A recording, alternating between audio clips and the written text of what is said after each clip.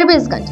पति के वियोग में पत्नी ने भी त्यागे प्राण। एक ही आंगन से उठी दो अर्थियां, रो पड़ा पूरा साहिबगंज। कहते हैं कि 7 जन्मों का साथ केवल कहने की बात नहीं होती है, कुछ लोग इसे सच कर दिखाते हैं। ऐसा ही एक हृदय विदारक और झकझोर देने वाला मामला फारबिसगंज प्रखंड के साहिबगंज पंचायत से सामने आया है, जहां पति की मौत का सदमा पत्नी बर्दाश्त नहीं कर सकी और उसने भी अपने प्राण त्याग दिए। एक ही दिन एक ही आंगन से उठी पति पत्नी की अर्थियों ने पूरे इलाके को गमगीन कर दिया।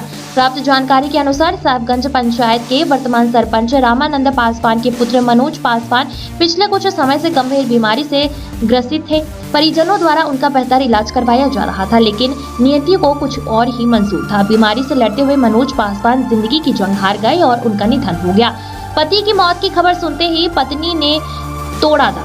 मनोज पासवान की मृत्यु की खबर जैसे ही उनकी पत्नी को मिली, उन पर दुखों का पहाड़ टूट पड़ा। पति के जाने का वियोग वह सहन नहीं कर सकी। विलाप करते करते उनकी स्थिति बिगड़ी और कुछ ही देर में उन्होंने भी दम तोड़ दिया। इस घटना को देख वहां मौजूद हर शख्स सन्न रह गया। एक साथ उठी दो अर्थियां, पसरा मातमी सन्नाटा। सरपंच रामानंद पासवान के घर में जहां बेटे के इलाज को लेकर उम्मीदें थी, वहीं अब दोहरी मौत से कोहरा मच गया है। जब घर के आंगन से पति पत्नी की अर्थियां एक साथ उठी तो पत्थर दिल भी पिघल गया। अंतिम संस्कार में शामिल होने आए ग्रामीणों की आंखें नम थी। फिलहाल साहिबगंज गांव में मातमी सन्नाटा बरसा हुआ है। हर जुबान पर बस इसी दंपति के प्रेम और इस दुखद अंत की चर्चा है।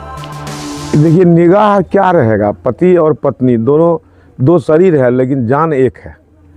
उसके खो जाने के बाद इसका आत्मा जो है इसके पक्ष में रह नहीं पाया, जिसके चलते रोते रोते जो है इसका समझ लीजिए कि प्राण निछावर कर दिया पति के पीछे। वह अपने बाल बच्चों को नहीं देखा कि कम से कम बाल बच्चों के लिए हमको जीना चाहिए।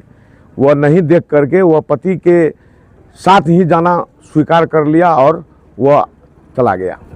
ये तो दुखद पल है और इस घटना के विषय में हम यह कहेंगे कि हमारे समाज में अभी हम देखते हैं जी कि सभी लोग दुखी हुए इस घटना से, और हमारे जो बच्चे प्राण त्यागे हैं उसकी सुरक्षा के लिए सरकार के तरफ से वो सुलभ साधन नहीं है जो हम लेकर के कहीं बाहर जा सकें। अभी जो पत्नी की जो मृत्यु हुई है उसमें मेरा कहना यह है वो अपने साहस को खो दिया और पतिव्रता धर्म को निभाया और अपने पति के साथ ही जाना अब मुनासिब समझा। उन्होंने 4 बच्चे को छोड़ करके यहाँ से गया है, जो रोते रोते बहुत गंभीर परिस्थिति में हैं।